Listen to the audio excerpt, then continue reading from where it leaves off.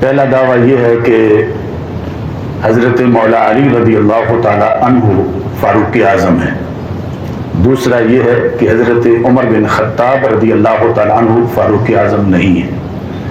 تیسرا دعویٰ یہ ہے کہ حضرت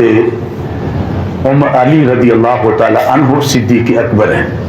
چوتھا یہ ہے کہ حضرت ابو بکر صدیق رضی اللہ تعالی عنہ صدیق اکبر نہیں ہے۔ اور پانچواں دعویٰ جس طرح کے روافظ کے کلمے میں ہے علی ولی اللہ وصی رسول اللہ و خلیفۃ بلا فصل، اسی پس منظر میں مذکورہ جو الفاظ انہوں نے روافظ والے استعمال کیے، جو ان کا پرانا دعویٰ ہے کہ حضرت علی رضی اللہ تعالی عنہ ہی صدیق اکبر اور فاروق اعظم ہے، تو اسی طرح وصی مصطفیٰ صلی اللہ علیہ وسلم کو بھی سمجھا جائے گا، جو کہ روافظ کے عرف میں اس کا معنی کیا جاتا ہے، اور وہ معنی بھی بالکل باطل ہے کہ رسول اللہ صلی اللہ علیہ وسلم نے حضرت مولا علی رضی اللہ تعالی عنہ کو اپنے بعد خلافت کی کوئی وصیت نہیں فرمائی تھی، جس کو روافظ نے جعلی طور پر گھڑا ہوا ہے، اور حضرت مولا علی رضی اللہ تعالی عنہ کو وصی مصطفیٰ صلی اللہ علیہ وسلم کہہ کر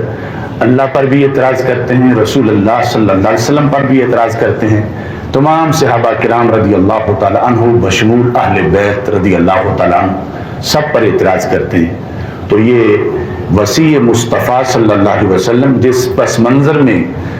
روافظ کہتے ہیں، اسی میں ہی جامی صاحب نے بھی کہا ہے، اور یہ بھی 100% باطل ہے۔ لغوی طور پر وصی ہونا، وہ مولا علی رضی اللہ تعالی عنہ بھی ہیں، اور دیگر بھی کئی صحابہ، ان کو رسول اکرم صلی اللہ علیہ وسلم نے اوصیتو اور اوصی کے الفاظ کے ساتھ یا عہد کے ساتھ کئی ڈیوٹیاں لگائیں، اور مختلف کام کرنے کے لحاظ سے، اور مولا علی رضی اللہ تعالیٰ عنہ کو خصوصی طور پر 9 ہجری کے حج کے موقع پر جو رسول اکرم صلی اللہ علیہ وسلم کی طرف سے خصوصی عہد تھے یا قرض اتارنے والی بات تھی، اس میں نبی اکرم صلی اللہ علیہ وسلم نے ان کو مخصوص کام میں مخصوص وقت کے لیے اپنا وصی بنایا، اس پر کسی کو کوئی اختلاف نہیں ہے۔ تو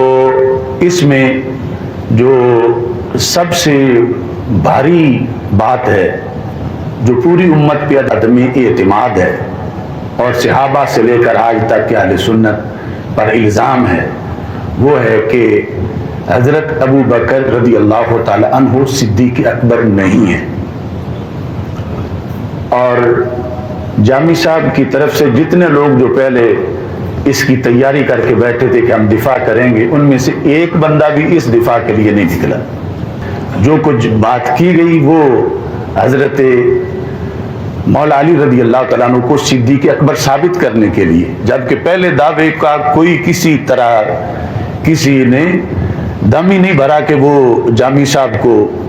اس کٹہرے سے نکال سکے، اور دوسرے میں جنہوں نے بھرا وہ بھی اتنا غلط ہے کہ جس روایت کو وہ پیش کر رہے ہیں، امت میں جتنے لوگوں نے وہ اپنی کتابوں میں لکھی، ان میں سے بھی کسی نے اس پر عمل نہیں کیا۔